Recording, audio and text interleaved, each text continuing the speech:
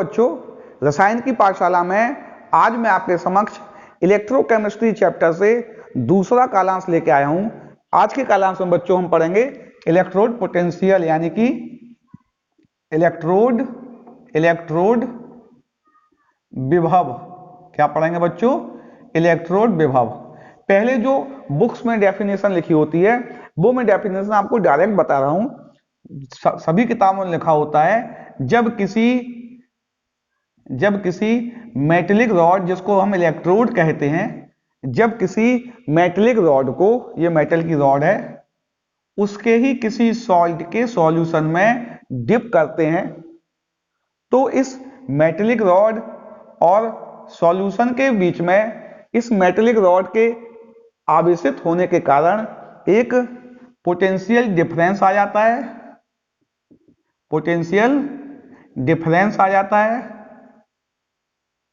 Potential difference create हो जाता है, अर्थात एक विभवांतर उत्पन्न हो जाता है। उस विभवांतर को हम इलेक्ट्रोड पोटेंशियल कहते हैं। बेटा परिभाषा समझ में आ रही कि नहीं आ रही है? मेटल को उसके ही सॉल्ट के सॉल्यूशन में डिप करने पर इनके बीच में पोटेंशियल डिफरेंस क्रिएट हो जाता है। यही पोटेंशियल डिफरेंस इलेक्ट्रोड पोटेंशियल कहलाता है। ये बात बेटा अगर नहीं समझ में आती है, मैं आपसे फिर बता रहा हूं बच्चों, सारे क्वेश्चन बहुत आसान हो जाते हैं यदि आपको कॉन्सेप्ट क्लियर हो।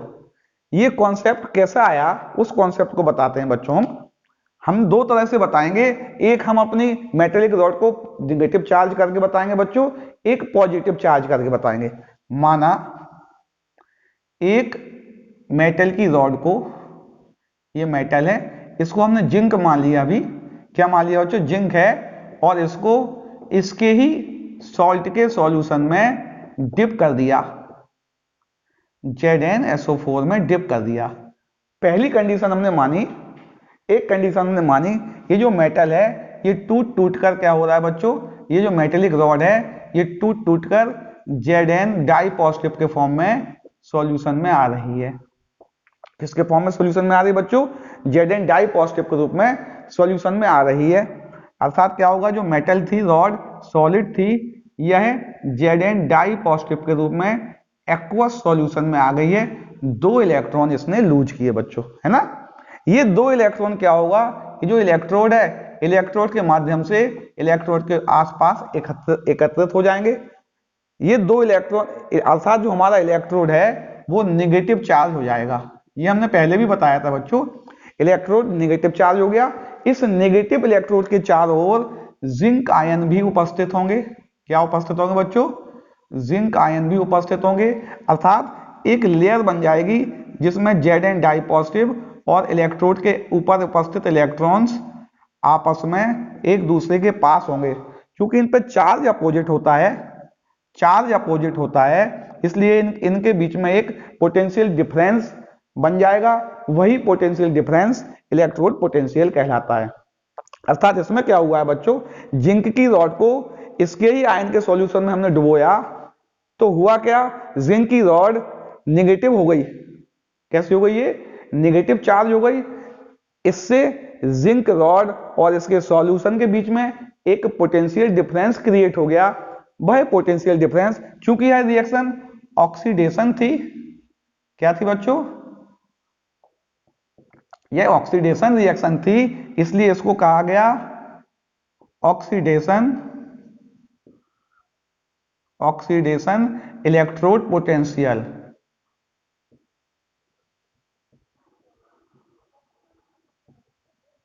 क्योंकि ये ऑक्सीडेशन रिएक्शन थी इसलिए इसका नाम पड़ गया ऑक्सीडेशन इलेक्ट्रोड पोटेंशियल। चलिए एक एग्जांपल और लेते हैं हम। ऐसा ही हमने क्या किया, एक पॉसिबिलिटी और है। हमने कॉपर की छड़ ली, इसको भी इसके सॉल्यूशन में डिप कर दिया, और अब की बार सॉल्यूशन बच्चों कॉपर सल्फेट का सॉल्यूशन है। कॉपर सल्फेट का इलेक्ट्रोलाइट का सॉल्यूशन है। यह भी आयोनाइज हो रहा होगा Cu और SO4 डाई नेगेटिव में। Cu डाई पॉजिटिव और SO4 डाई नेगेटिव आयोनाइज हो रहा। एक पॉसिबिलिटी यह भी थी बच्चों, ये जो Cu डाई पॉजिटिव है, यह Cu डाई पॉजिटिव यहां से इस कॉपर के इलेक्ट्रोड से दो इलेक्ट्रॉन एक्सेप्ट कर ले। क्या कर ले? 2 इलेक्ट्रॉन एक्सेप्ट कर ले और यह Cu बना दे। जब यहां से बच्चों इलेक्ट्रॉन निकलेंगे, जब यहां से इलेक्ट्रॉन निकलेंगे तो ये जो कॉपर की रॉड है ये पॉजिटिवली चार्ज हो जाएगी, क्योंकि ये इलेक्ट्रॉन लूज करेगी तो इस पे पॉजिटिव चार्ज आ जाएगा।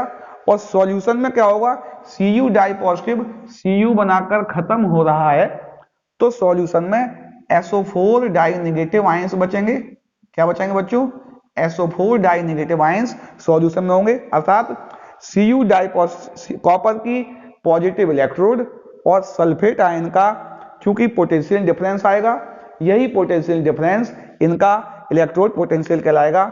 इस इलेक्ट्रोड पोटेंशियल को बच्चों रिडक्शन इलेक्ट्रोड पोटेंशियल कहेंगे। क्या कहेंगे बच्चों, रिडक्शन इलेक्ट्रोड पोटेंशियल, REP लिखेंगे शॉर्ट में ना। ये क्या कहलाया था, ऑक्सीडेशन इलेक्ट्रोड पोटेंशियल। इसको कैसे लिखेंगे बच्चों, ये भी याद रखना है हमें, EREP और EOEP, रिडक्शन इलेक्ट्रोड पोटेंशियल और ऑक्सीडेशन इलेक्ट्रोड पोटेंशियल कहेंगे इनको। अगर ऑक्सीडेशन इलेक्ट्रोड पोटेंशियल की रिएक्शन क्या हुई बच्चों, EZN से Zn डाई पॉजिटिव बना, और ऑक्सीडेशन क्या हुई, ECU, ये तो ऑक्सीडेशन हो गई ना बच्चों, Cu डाई पॉजिटिव से Cu बना। ये क्या हो गई, इसकी रिडक्शन इलेक्ट्रोड पोटेंशियल हो गया। अब क्वेश्चन आता है, क्या इलेक्ट्रोड पोटेंशियल किन किन कारकों पर निर्भर करता है। किसी भी मेटल को जब मेटेलिक आयन में डिप करते हैं उसमें जो भी पोटेंशियल डिफरेंस आता है वो किन किन बातों पर निर्भर करेगा। सबसे पहले निर्भर करेगा बच्चों, इसके कारक देख रहे हैं, क्या देख रहे हैं, इसके कारक देख रहे हैं। सबसे पहले यह निर्भर करेगा मेटल और मेटल आयन की प्रकृति पर। किस पर निर्भर करेगा बच्चों, यह मेटल और मेटल आयन की प्रकृति पर निर्भर करेगा। कैसे करेगा बच्चों, नेक्स्ट इक्वेशन पढ़ेंगे हम, उसमें इसकी व्याख्या की जाएगी, अभी तो हम डायरेक्ट देख रहे हैं। दूसरा, यह सॉल्यूशन के कंसंट्रेशन पर डिपेंड करेगा, अर्थात विलयन की सांद्रता पर भी यह निर्भर करेगा।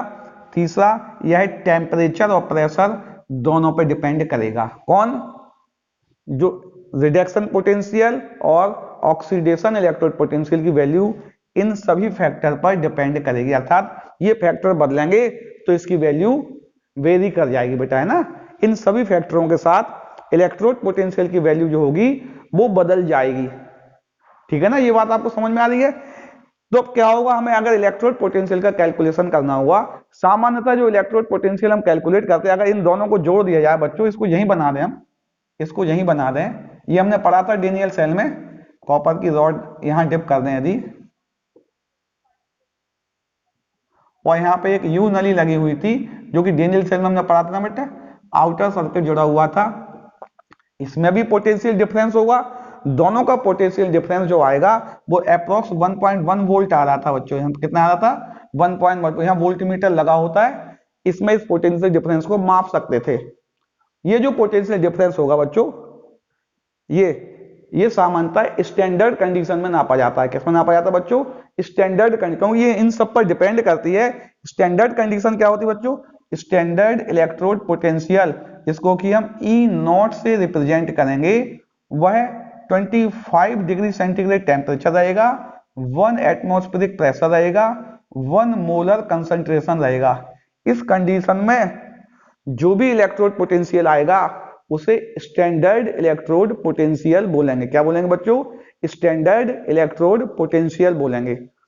इसका टोटल इलेक्ट्रोड पोटेंशियल जो आया है वो ऑक्सीडेशन और रिडक्शन इलेक्ट्रोड पोटेंशियल का एडिशन आया है बच्चों। क्या आया है, ये एडिशन आया था। जो E0 आया है, ये जो E0 आया है बच्चों, E0 किसका, E0 सेल, जो पूरी सेल का E0 आया है वो आया है।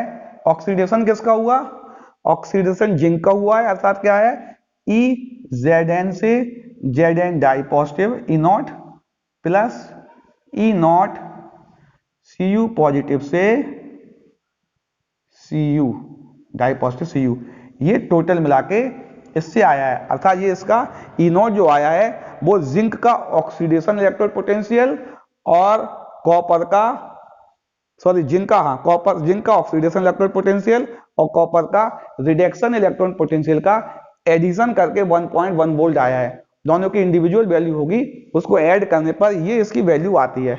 ठीक है ना बच्चों, इन बातों को नोट कर लो, इसको मिटा के कॉन्सेप्ट को आगे बढ़ाते हैं बच्चों। चलिए, हम जान चुके थे बच्चों कि जो E cell, E naught cell होता है वो रिडक्शन पोटेंशियल और ऑक्सीडेशन पोटेंशियल के एडिशन के इक्वल होता है। ये बात हमने जान ली थी बच्चों। ये भी हम पहले से जानते थे, जो रिडक्शन रिएक्शन होती है, रिडक्शन रिएक्शन होती थी वो सामान्यतः कैथोड पर होती थी। किस पर होती थी बच्चों? कैथोड पर होती थी। ये भी लिख सकते थे हम, रिडक्शन पोटेंशियल ऑफ कैथोड और E naught oxidation potential of anode. ये हमारा फॉर्मूला था ई नॉट सेल का। लेकिन जो आईयूपीएसी आया बच्चों, एक संस्था थी आईयूपीएसी। आईयूपीएसी ने क्या किया, जब भी कोई लॉ और रूल्स आते हैं पहले आईयूपीएसी ही उस रूल को देती है, उसके बाद उस लॉ को सबके सामने प्रस्तुत किया जाता है। आईयूपीएसी ने कहा जो इलेक्ट्रोड पोटेंशियल है वह electrode potential only reduction potential के रूप में व्यक्त करना है। सभी इलेक्ट्रोड पोटेंशियल की वैल्यू को रिडक्शन पोटेंशियल के रूप में प्रेजेंट करना था। अब यहां ऑक्सीडेशन पोटेंशियल के रूप में हम किसी बात को नहीं कहेंगे, लेकिन उन्होंने यह कह दिया यदि आपका ऑक्सीडेशन पोटेंशियल लिखा हुआ है तो उसको रिडक्शन पोटेंशियल पर लिखना है तो उसका साइन बदल जाएगा बेटा। क्या बदल जाएगा? उसका साइन बदल जाएगा। यदि ऑक्सीडेशन पोटेंशियल को रिडक्शन पोटेंशियल के फॉर्म में लिखना है तो उसको हम साइन बदल देंगे। ये बात को ध्यान रखना है, इसका बहुत यूज होना है। अर्थात क्या हो जाएगा, ई नॉट सेल अगर हम लिखेंगे इक्वल टू हो जाएगा E naught reduction potential of cathode minus E naught reduction potential of anode. अर्थात दोनों बातों को हम एनोड कैथोड में तो लिखेंगे, लेकिन दोनों पोटेंशियल जो लिखेंगे वो रिडक्शन के फॉर्म में लिखेंगे। यदि अभी भी बात क्लियर नहीं हो रही है, पिछले बैक जाते हैं, हमने देखा था Zn से 2 इलेक्ट्रॉन लूज हुए थे, Zn डाई पॉजिटिव बना था। क्या बना था बच्चों? Zn डाई पॉजिटिव बना था और Cu डाई पॉजिटिव ने ये 2 इलेक्ट्रॉन गेन किए थे और Cu बनाया था। ये जो रिएक्शन, इसका इलेक्ट्रोड पोटेंशियल था ई Zn से Zn डाई पॉजिटिव। यह ऑक्सीडेशन इलेक्ट्रोड पोटेंशियल कहला रहा था बच्चों। क्या कहला रहा था? ऑक्सीडेशन इलेक्ट्रोड पोटेंशियल कहला रहा। यदि हमको इसे रिडक्शन इलेक्ट्रोड पोटेंशियल पर लिखना है तो लिखेंगे minus E naught Zn di positive से Zn। सामान्यतः सभी तरह के जो अब सेल आएंगे उनमें इस प्रकार का लिखा होगा Zn। Zn ऐसा सामान्यतः नहीं लिखा होगा बच्चों। इस हिसाब से Zn को नहीं लिखा जाएगा, क्योंकि आईयूपीएसी ने कहा है सारे पोटेंशियल को रिडक्शन में लिखना है। इसको देखें बच्चों, ये था E naught Cu positive di positive से Cu, ये तो लिखा ही हुआ है पहले से ही रिडक्शन के फॉर्म में।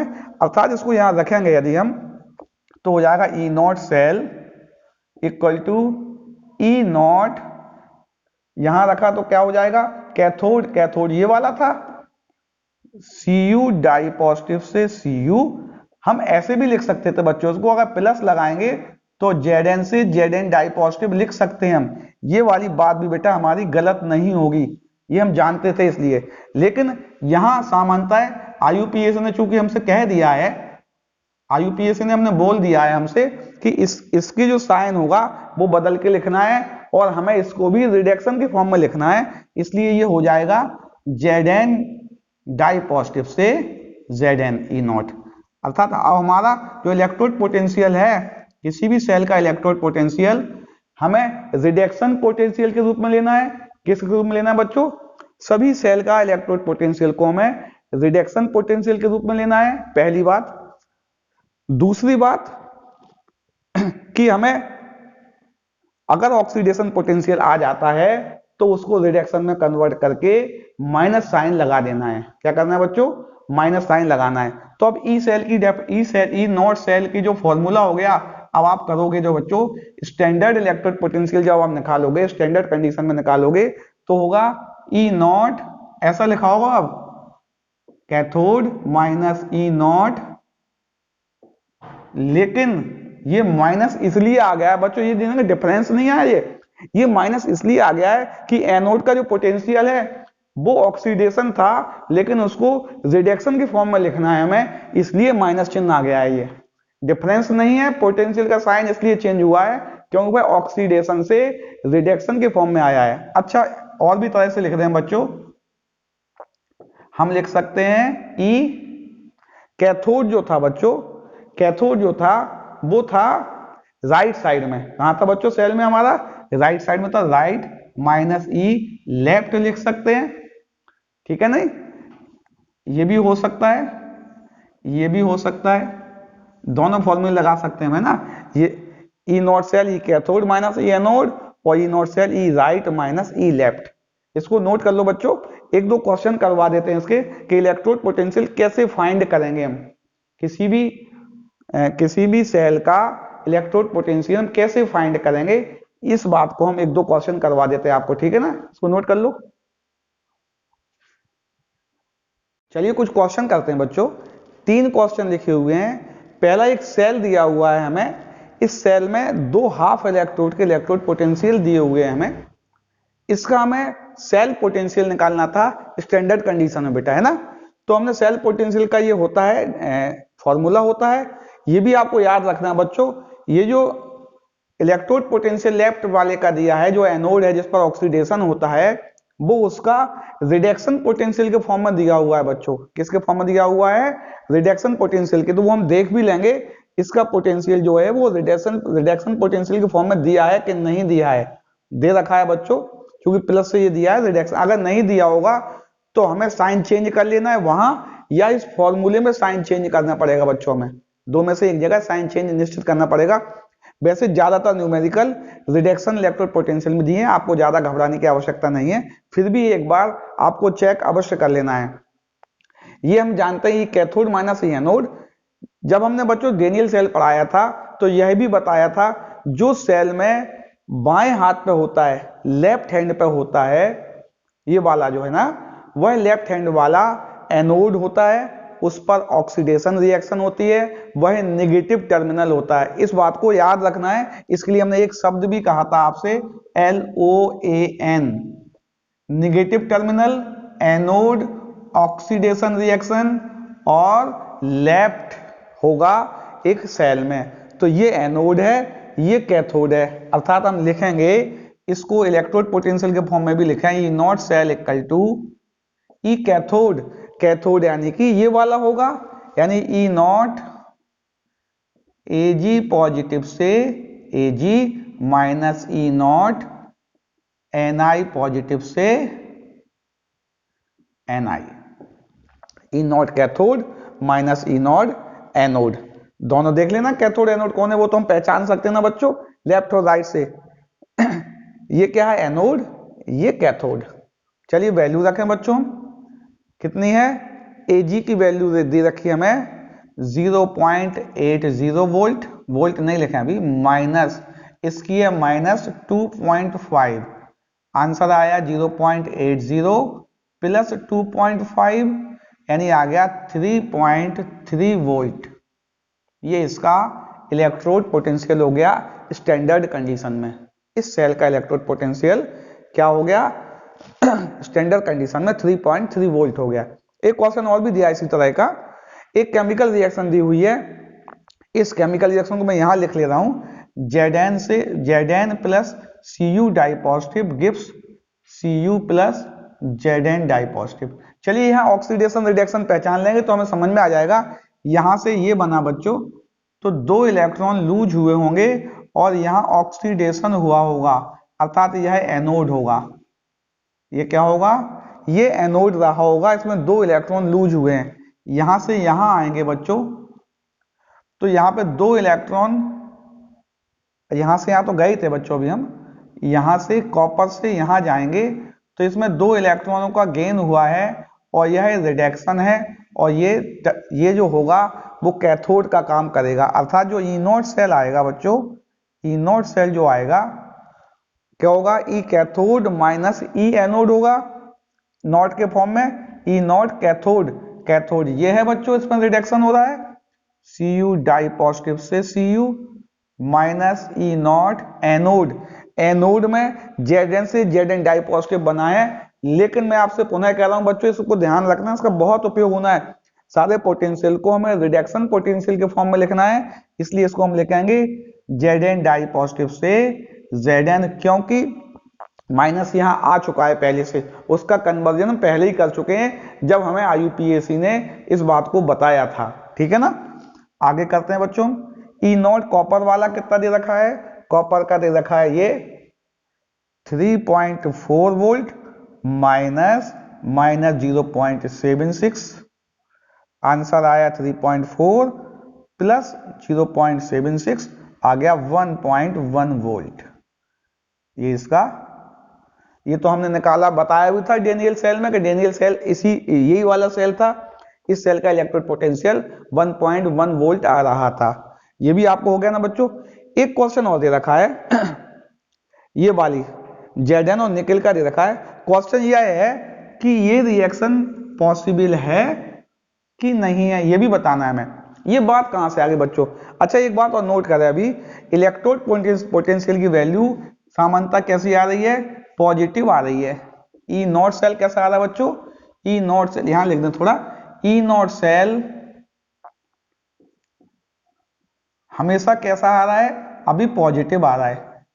मैं आपसे कहता हूं क्या ई नॉट सेल नेगेटिव आ सकता है, क्या क्या कह रहा हूं मैं, क्या ई नॉट सेल की वैल्यू नेगेटिव आ सकती है क्या बच्चों, ये पॉसिबल तो है, ई नॉट की वैल्यू नेगेटिव हो सकती है, लेकिन अगर ई नॉट नेगेटिव होगा तो हमारा डेल्टा जी, अभी हम आगे पढ़ाएंगे इसमें, डेल्टा जी जो होगा वो पॉजिटिव हो जाएगा। कैसा हो जाएगा, डेल्टा जी पॉजिटिव हो जाएगा, और हमारी जो रिएक्शन है वो स्पॉन्टेनियस नहीं होगी। क्या नहीं होगी बच्चों, वो स्पॉन्टेनियस केमिकल रिएक्शन नहीं होगी, रेडॉक्स रिएक्शन जो होगी वो स्पॉन्टेनियस नहीं होगी। उस सेल को काम कराने के लिए हमें बाहर से एनर्जी देनी पड़ेगी। क्या करनी पड़ेगी बच्चों में, सेल को बाहर से एनर्जी देनी पड़ेगी, वो सेल ऑटोमेटिकली वर्क नहीं करेगा। अर्थात ये कंडीशन आएगी तो हमारे यहाँ जो सेल पढ़ना है हमें, केमिकल रिएक्शन से इलेक्ट्रिसिटी जनरेट हो रही है स्पॉन्टेनियस प्रोसेस में, अपने आप हो रही जो प्रोसेस बिना किसी बाहरी कारक के हो रही है, वो प्रोसेस नहीं होगी। यदि इसकी वैल्यू नेगेटिव आएगी तो वो प्रोसेस नहीं होगी, सेल स्पॉन्टेनियस वर्क नहीं करेगा। इसको वर्क कराने के लिए हमें एनर्जी देनी पड़ेगी बेटा। अभी हमें एनर्जी मिल रही है इलेक्ट्रिसिटी के फॉर्म में, और यहाँ हमें एनर्जी देनी पड़ेगी, तो इस सेल का कोई रोल ही नहीं है, इसका कोई यूज ही नहीं है कहीं भी, ठीक है ना। तो सामान्यता ये भी याद रखना है आपको, यदि कोई सेल वर्किंग में है, स्पॉन्टेनियस काम कर रहा है, तो उसकी ई नॉट सेल की वैल्यू ऑलवेज हमेशा पॉजिटिव ही आएगी। क्या आएगी बच्चों, एक बार रिपीट करना है, यदि कोई सेल स्पॉन्टेनियस वर्क में है तो उसकी जो ई नॉट सेल आएगा उसकी वैल्यू हमेशा पॉजिटिव आएगी। इस बात की यहां बताना है हमें। क्वेश्चन यह है कि ये सेल रिएक्शन दी हुई है, क्या यह सेल रिएक्शन सही लिखी है, क्या यह सेल स्पॉन्टेनियस होगा। क्वेश्चन क्या है, यह सेल स्पॉन्टेनियस होगा, अपने आप वर्क करेगा।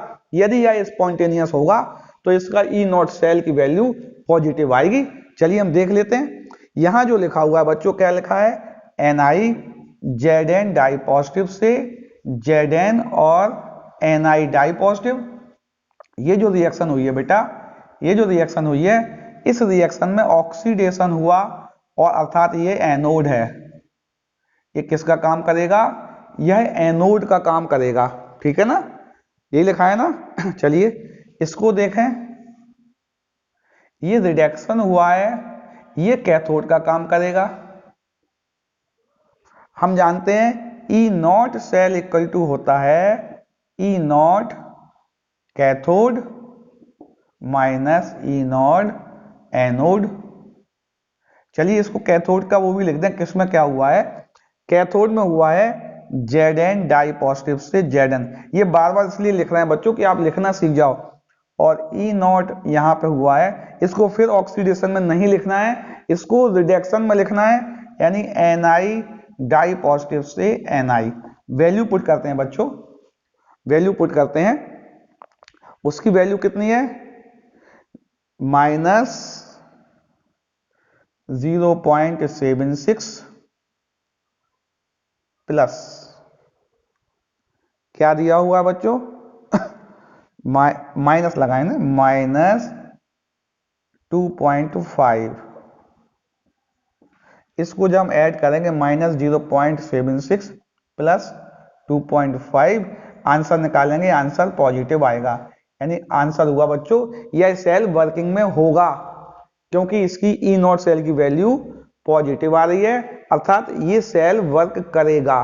क्या करेगा बच्चों, ये सेल वर्क करेगा। एक क्वेश्चन और करवा देते, इसको मिटा दें बच्चों, मिटाने के बाद एक क्वेश्चन और करवाते हैं। चलिए एक दो क्वेश्चन और कर लेते हैं बच्चों। प्रश्न आया Fe di positive plus Cu gives Cu di positive plus Fe। Question यह आया, ई नोट और लिख दें बच्चों, ई नोट दे रखा है Fe डाई पॉजिटिव से Fe, रिडक्शन के फॉर्म में होगा -0.44 वोल्ट, और ई नोट Cu डाई पॉजिटिव से Cu होता है प्लस में होता है 0.34 वोल्ट। क्वेश्चन यह है कि यह रिएक्शन स्पॉन्टेनियस होगी कि नहीं होगी। प्रश्न समझ में आ रहा ना बच्चों, स्पॉन्टेनियस होगी तो ई नॉट की वैल्यू पॉजिटिव आएगी बच्चों। कैसी आएगी, पॉजिटिव आएगी। यहां से जब हम यहां गए तो हमने देखा इलेक्ट्रॉनों को हमें गेन करना पड़ा, अर्थात यहां रिडक्शन हुआ है, और रिडक्शन होने के कारण यह इलेक्ट्रोड यहां कैथोड रिएक्शन हुई है, ये ऑक्सीडेशन हुआ है, इलेक्ट्रॉन लूज हुए हैं, अर्थात यह एनोड होगा। क्या होगा, एनोड होगा। ई नॉट हम जानते हैं बच्चों, E naught cell, E naught cathode minus E naught anode, ये तो हम जानते हैं। वैल्यू रख दें। अच्छा, E naught cathode, cathode Fe वाला है, इसको लिख भी दें बच्चों, E naught Fe di positive से Fe बना है, minus E naught Cu di positive से Cu। मैं पुनः बता रहा हूं बच्चों, इनको पोटेंशियल की वैल्यू को रिडक्शन पोटेंशियल के फॉर्म में लिखना है। बार बार बच्चों इसलिए रिपीट किया जा रहा है, आपको भूलना नहीं है, इसकी बहुत उपयोगिता आने वाली है अभी आगे भी।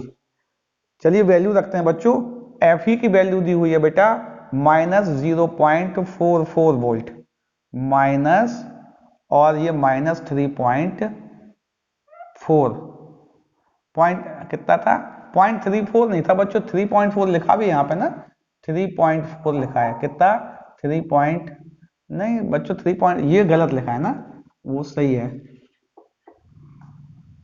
0.34 वोल्ट सही लिखा है, 34 ही होती, क्यों 1.1 आती ना दोनों के एडिशन में, माइनस 0.34, इसको हमने ऐड किया -0.44 माइनस ना होके ये प्लस होती है ना, -0.34, आंसर आया बच्चों 0.78 वोल्ट। क्योंकि ये वैल्यू नेगेटिव आ रही है, अर्थात ये सेल स्पॉन्टेनियस वर्किंग में नहीं होगा, रिएक्शन फिजिबल नहीं होगी। अगर इस रिएक्शन को कराना है एक्सटर्नल वर्क करना पड़ेगा, एक्सटर्नल एनर्जी देनी पड़ेगी, कंडीशनों का अंतर रहेगा, अर्थात ये वर्किंग में नहीं आएगा सेल, स्पॉन्टेनियस वर्किंग ये सेल की नहीं होगी। एक क्वेश्चन और भी आता है बच्चों, इस तरह क्वेश्चन आता है, अगर यदि हमने क्या किया,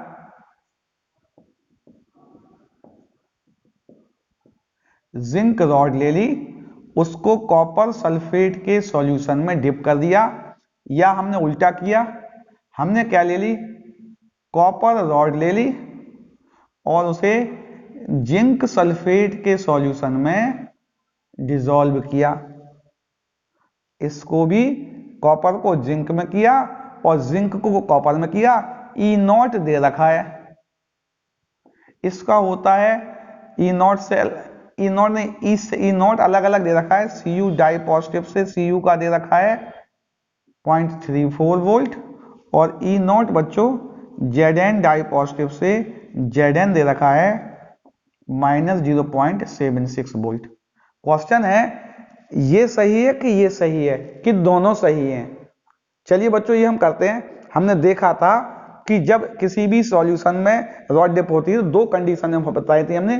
पहली कंडीशन लिख रहा है ये अगर डिसॉल्व हो रही है तो ये Zn सॉल्यूशन में आएंगे, Zn डाई पॉजिटिव बनेगा और वो दो इलेक्ट्रॉन इसको गेन हो जाएंगे Cu पॉजिटिव को। यहां भी यही कंडीशन है, ये अगर डिसॉल्व होगी तो Cu डाई पॉजिटिव बनेगा और इसके दो इलेक्ट्रॉन जो होंगे वो जिंक आयन ले लेगा। अर्थात क्या होगा, पहली वाली कंडीशन है बच्चों Zn से Zn डाई पॉजिटिव बनेगा, दो इलेक्ट्रॉन लूज होंगे और यह दो इलेक्ट्रॉन Cu डाई पॉजिटिव ले लेगा, वो Cu बनाएगा। अगर टोटल नेट रिएक्शन लिखेंगे हम तो आएगी Zn plus Cu di positive gives Zn di positive plus Cu। यहां जो रिएक्शन हो रही है बच्चों इसकी रिएक्शन ऑक्सीडेशन हो रही है, यह रिडक्शन हो रही है। अर्थात ये जो Cu होगा वो कैथोड का काम करेगा, ये किसका काम करेगा, और यह एनोड का काम करेगा, ये एनोड का काम करेगा। जब हम बच्चों ई नॉट निकालेंगे, ई नॉट सेल निकालेंगे तो कैथोड माइनस एनोड लिखते हैं। कैथोड की वैल्यू है 0.34 और एनोड की वैल्यू है -0.76, आंसर 1.1 वोल्ट आएगा। अर्थात यदि इसको इसमें डिप करेंगे, यदि जिंक की रॉड को कॉपर सल्फेट के सॉल्यूशन में डिप करेंगे तो यह रॉड डिसॉल्व हो जाएगी, घुलने लगेगी धीरे धीरे। यह रॉड क्या होगी बच्चों, धीरे धीरे घुलने लगेगी। अच्छा इस कंडीशन में देखते हैं क्या होगा। यदि हम कॉपर की रॉड को कर दें तब क्या होगा, तब बनेगा Cu डाई पॉजिटिव, Cu से बनेगा बच्चों Cu डाई पॉजिटिव। हमने इमेजिन किया, माना ये ऐसा, ये भी घुल रही है। अगर हमने माना ये घुल रही है तो देखते हैं यह दो इलेक्ट्रॉन Zn डाई पॉजिटिव को मिलेंगे और Zn बनाएगा। टोटल रिएक्शन में Cu Zn di positive, Cu di positive और Zn बनेगा बच्चों। यानी यहां जो हुआ है ये ऑक्सीडेशन है, अर्थात ये एनोड है और ये वाला कैथोड है। अगर ई नॉट निकालेंगे हम, स्टैंडर्ड इलेक्ट्रोड पोटेंशियल निकालेंगे तो कैथोड माइनस एनोड करेंगे। कैथोड कौन सा बच्चों, ये कैथोड ये वाला है, Zn डाई पॉजिटिव से Zn और माइनस Cu डाई पॉजिटिव से Cu करेंगे। वैल्यू पुट करें बच्चों इसकी, Zn की दी है -0.76 -0.34, आंसर आया -1.1 वोल्ट। क्योंकि नेगेटिव आ रहा है अर्थात ये वाला सेल वर्किंग में नहीं होगा, अर्थात ये इससे रिएक्शन नहीं करेगा।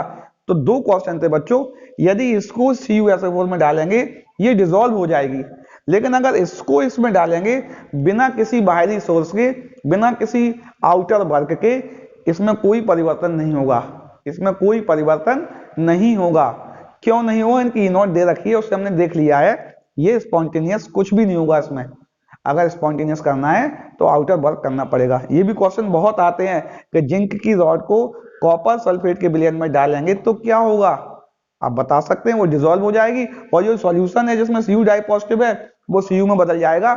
Cu डाई पॉजिटिव नीला होता है, वो नीले से लाल की तरफ जाएगा, सॉल्यूशन फेड होता जाएगा। तो बच्चों इलेक्ट्रोड पोटेंशियल संबंधित कॉन्सेप्ट हमें क्लियर हो गया है ना। अब क्वेश्चन आता है बच्चों एक कि अभी तक हमने सेल का इलेक्ट्रोड पोटेंशियल निकाला बच्चों, किसका निकाला है, हमने अभी सेल का इलेक्ट्रोड पोटेंशियल निकाला है। हमें प्रत्येक हाफ इलेक्ट्रोड का इंडिविजुअल इलेक्ट्रोड पोटेंशियल भी चाहिए था, जिसका यूज अभी यहां हम कर रहे थे बच्चों। क्योंकि बीच में टॉपिक आपका समझ में नहीं आता, इसलिए हमने हाफ इलेक्ट्रोड के इलेक्ट्रोड पोटेंशियल लिखे हुए हैं। ये लिखे हुए हैं ना। इन हाफ इलेक्ट्रोड के इलेक्ट्रोड पोटेंशियल हम कैसे फाइंड करेंगे। अभी तक तो जो पोटेंशियल आ रहा था वो एक सेल का इलेक्ट्रोड पोटेंशियल आ रहा था बच्चों, है ना। हाफ इलेक्ट्रोड का इलेक्ट्रोड पोटेंशियल निकालने के लिए एक नए इलेक्ट्रोड की आवश्यकता पड़ी। IUPAC ने एक नया इलेक्ट्रोड दिया, शी मतलब स्टैंडर्ड हाइड्रोजन इलेक्ट्रोड। IUPAC ने स्टैंडर्ड हाइड्रोजन इलेक्ट्रोड दिया और इसका जो स्टैंडर्ड इलेक्ट्रोड पोटेंशियल है वो एज्यूम किया कि ये रेफरेंस इलेक्ट्रोड था, IUPAC ने दिया था, एज्यूम किया इसका standard electrode potential near about 0 आता है। इसको मानकर सारे इलेक्ट्रोड पोटेंशियल निकालेगा बच्चों। इस स्टैंडर्ड इलेक्ट्रोड पोटेंशियल की व्याख्या अगले कालांश में की जाएगी। तब तक इससे संबंधित और भी गणनाएं कीजिए बच्चों। आप कोई भी समस्या होती है व्हाट्सएप या फेसबुक के माध्यम से मैसेज अवश्य करें। यदि आपको ये टॉपिक अच्छे लग रहे हैं, कॉन्सेप्ट समझ में आ रहे हैं, मेरे साथ लगातार जुड़े रहें। अपने और बच्चों को भी प्रेरित करें, अपने साथियों को प्रेरित करें कि आपको इस चैनल पर नवीन जानकारियां मिल रही हैं बच्चों। अगले कालांश में स्टैंडर्ड हाइड्रोजन इलेक्ट्रोड के साथ आपसे पुनः मुलाकात होगी।